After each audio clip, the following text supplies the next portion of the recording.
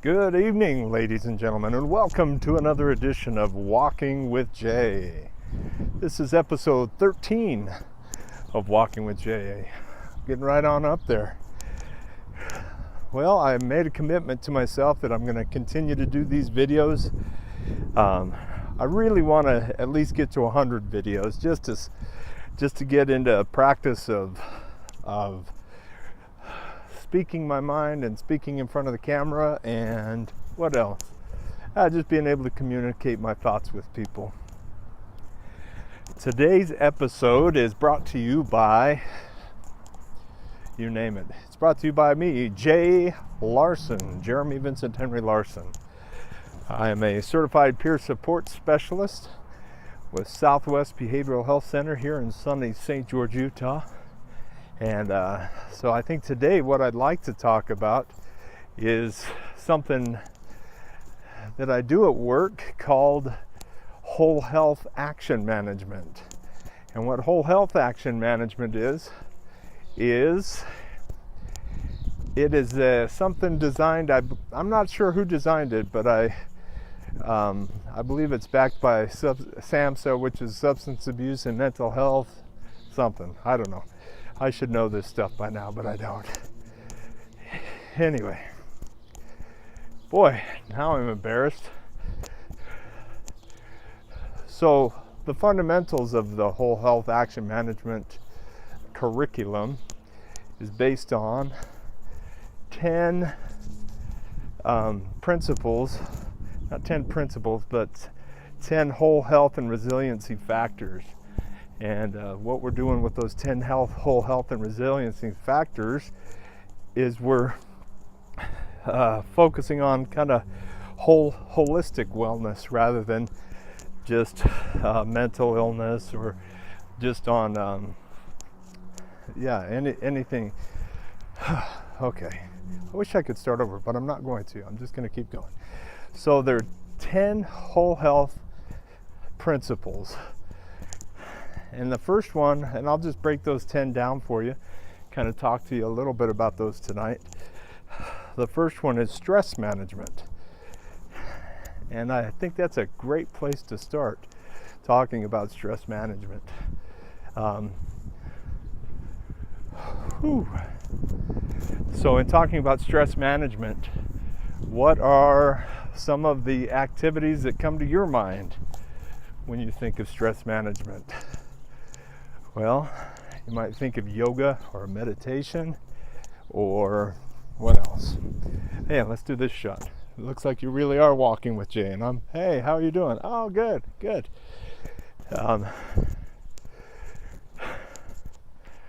So yoga, meditation, deep breathing is a good stress management technique. I also think of things like identifying stressors, like being able to really, when you're feeling anxious or nervous or worried, being able to write down what those stressors are. And so journaling can actually be an effective tool for managing stress. Look at those clouds. It is a beautiful day here in St. George, Utah. Not very sunny today, sorry folks. So stress management is one aspect of the whole health action management curriculum. So we work on that. One of the things that I started today, I've done it a lot in the past, but I've got together with some of my peers at work and we worked on just some deep breathing.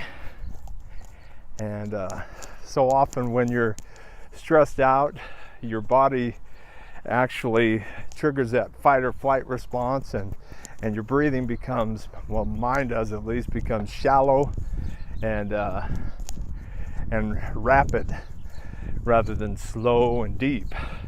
And so one way to kind of hack your body is to willfully breathe deeply, and that's a good way to trick your mind into thinking that everything's going to be okay.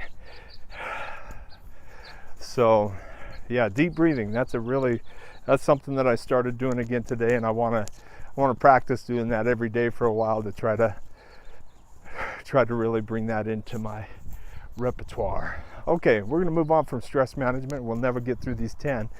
The next one is healthy eating.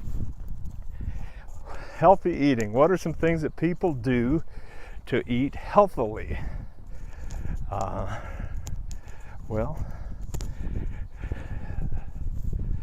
fried foods? No, that's not it. Well, I have a friend who says that there's no such thing as bad food. It's just how much of the bad food you eat. And I tend to agree with him on that. You don't have to be perfect in your diet. But as far as healthy eating, what are some things that we all know that might make us feel better and set us up for success and to be healthy? Well, there's vegetables are one of the things that I think of. Lean proteins, fruit. I'm diabetic, so I got to be careful with the fruit because it might jack my blood sugars up, and right now I'm trying to get my blood sugars down. Whole grains, I hear people talking about. Just those type of things that you hear that are healthy and that promote wellness. So, yeah, there's plenty of information out there about good nutrition, and there's a lot of conflicting viewpoints too, so it can be confusing. So I think you have to find out what works for you and just kind of go for that. Right now I'm cutting my carbs back pretty heavily, just because more to the point of that I'm trying to get my blood sugar under control. I've talked before about how carbs make me feel happy and everything like that, so I don't think I'll be off of carbs forever, but it's just right now I'm trying to reduce my carbs. What else? Okay, well, yeah, that's enough on healthy eating. Physical activity is the third factor, whole health and wellness factor, that we talk about in WHAM, Wellness Whole Health Action Management. And let's see. So physical activity, tons of stuff you can do with that. You can go out and play basketball. I enjoy a good game of basketball. Right now I'm going out for a walking with Jay. I love walking. That helps with my stress management, but it's also really good for the old heart. And I'm hoping that it helps me with my diabetes too. So yeah, physical activity, really good stuff. So what do we have so far? Stress management, healthy eating, physical activity, tons of stuff you can do. You can go swimming, you can go skateboarding, you can play lacrosse, you can play badminton, you can lift weights, hey, the list goes on and on. I'm not trying to sell anything here. All I'm trying to tell you is if you want to feel good and live the way that you should, you gotta get out and do some exercising, get some physical activity. Then physical activity.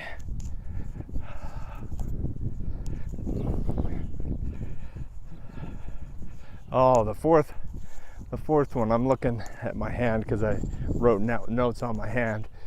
Cheater. I used to do that in high school and get busted. Oh, snap. My secret's out. Just kidding. Yeah, so the fourth one is, what did I say it was? RS, restful sleep. God, you got to get your restful sleep if you're going to be well, don't you? So one of the things there are a lot of things that you can do to make sure you're getting restful sleep if you want to set up some manageable goals in that area. One of the things you can do is go to bed at the same time every night. Make sure you turn off your electronic devices an hour before you go to bed. What else? One thing that I sometimes do is I'll listen to a sleep hypnosis thing on Amazon that helps me go to sleep. It just takes you through and imagining that you're going down a set of stairs, this, that, and the other thing. And by the time I get to the bottom of the stairs, I am knocked out. So that's a good thing for me. What else?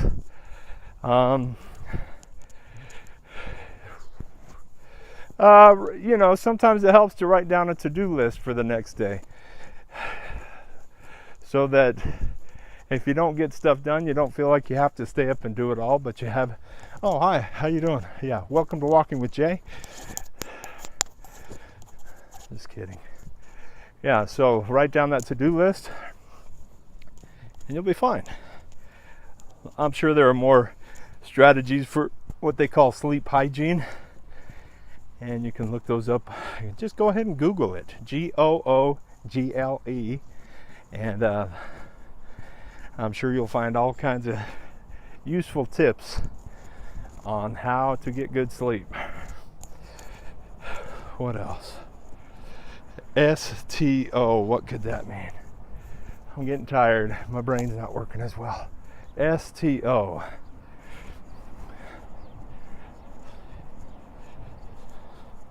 Oh my goodness. STO.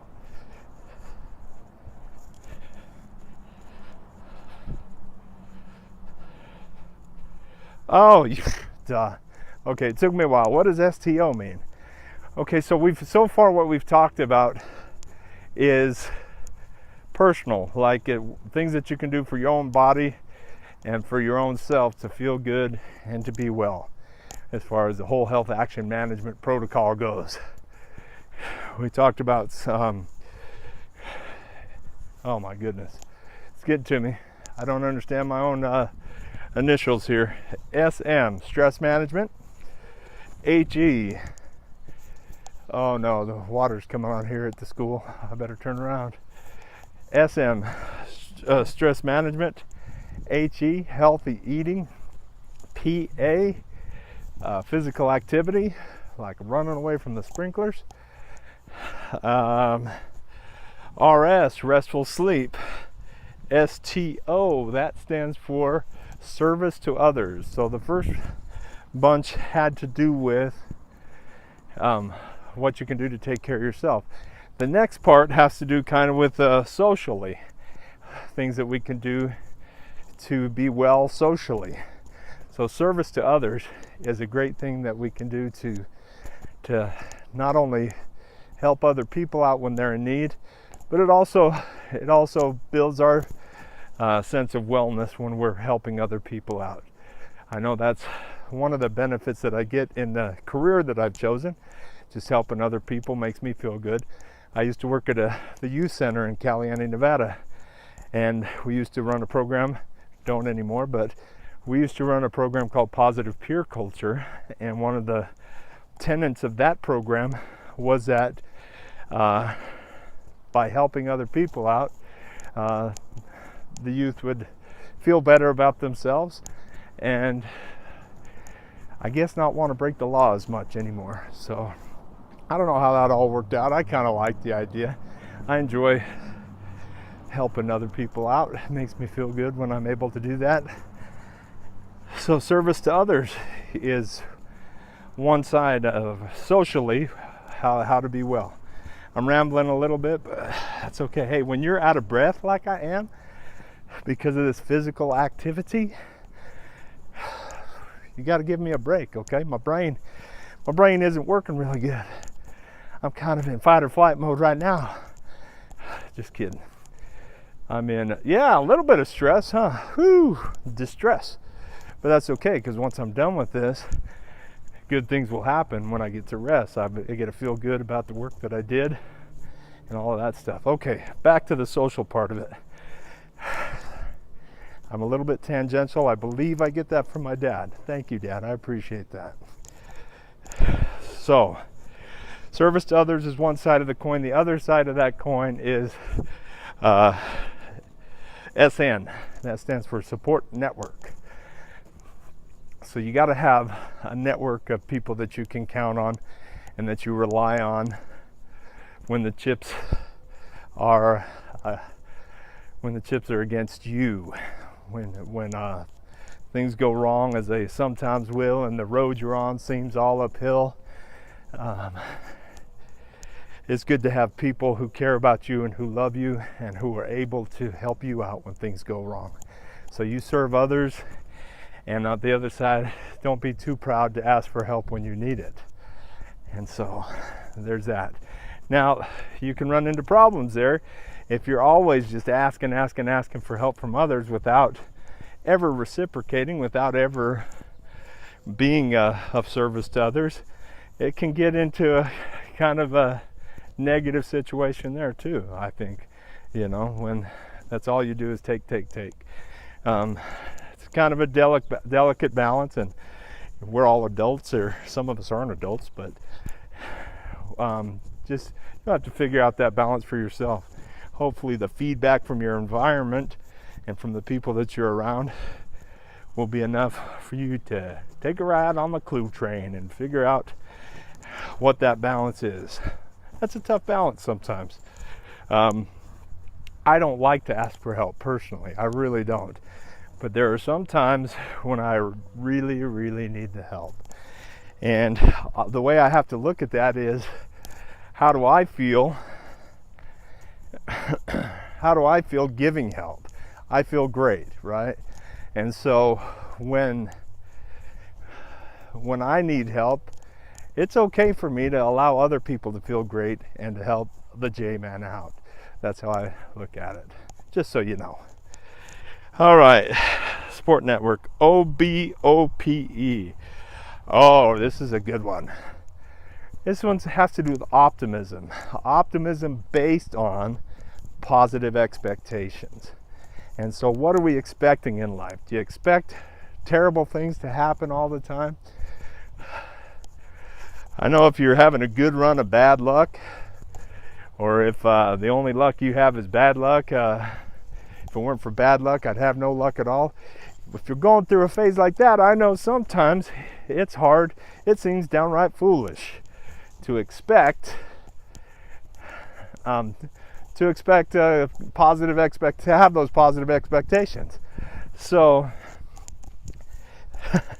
the thing is, you have to kind of cultivate optimism. And one of the ways to cultivate optimism is to look back.